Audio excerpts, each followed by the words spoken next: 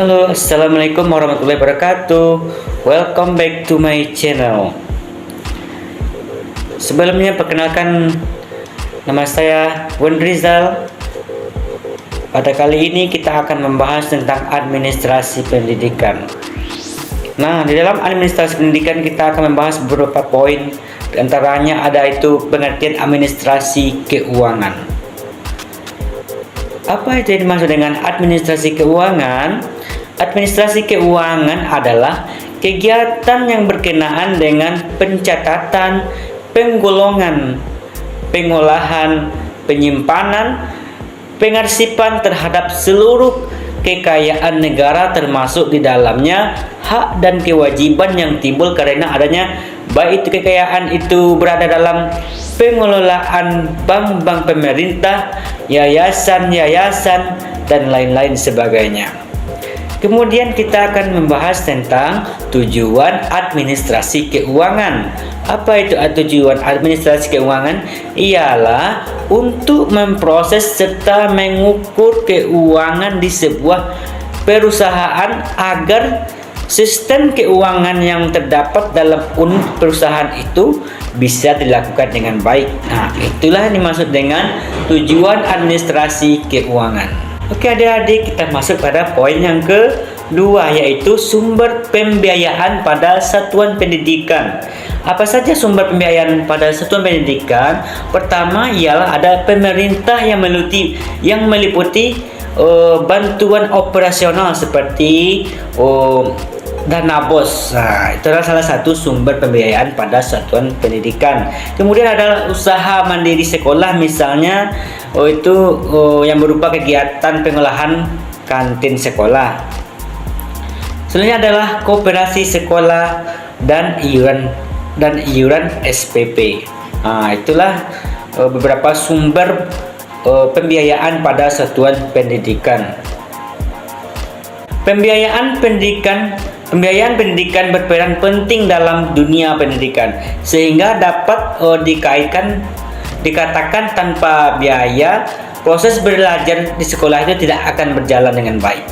Nah, itulah guna pentingnya sumber pembiayaan pada satuan pendidikan untuk mencapai proses pembelajaran yang lebih baik. Nah, membahas poin yang ketiga.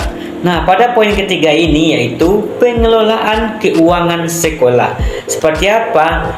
Pengelolaan keuangan sekolah itu adalah dapat diartikan sebagai seluruh proses pemerolehan dan pendayagunaan secara tertib, efisien, dan dapat dipertanggungjawabkan sehingga kegiatan operasional pendidikan semakin efektif dan efisien demi tercapainya tujuan pendidikan. Nah, itulah pentingnya pengelolaan keuangan di suatu sekolah. Selanjutnya kita akan membahas poin yang keempat. Poin keempat itu apa?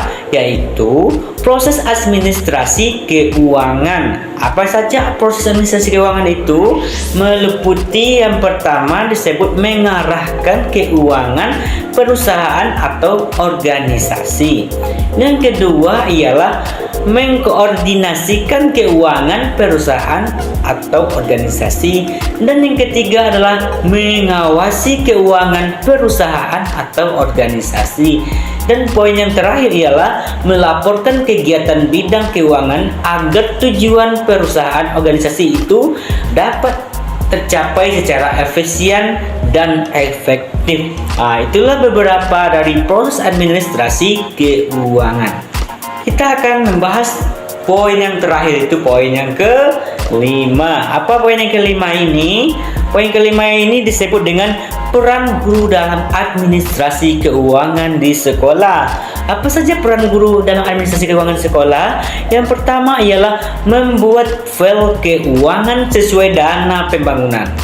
Yang kedua, membuat laporan data usulan pembiayaan atau pembayaran gaji guru atau pendidik. Selanjutnya ialah membuat pembukuan penerimaan dan penggunaan dalam penggunaan dana atau pembangunan.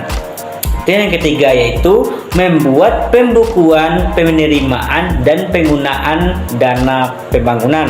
Itu yang ketiga. Terus yang terakhir ialah guru berperan membuat laporan dana pembangunan pada akhir tahun. Nah, itulah beberapa peran guru dalam administrasi keuangan di sekolah. Terima kasih. See you next time. Assalamualaikum warahmatullahi wabarakatuh.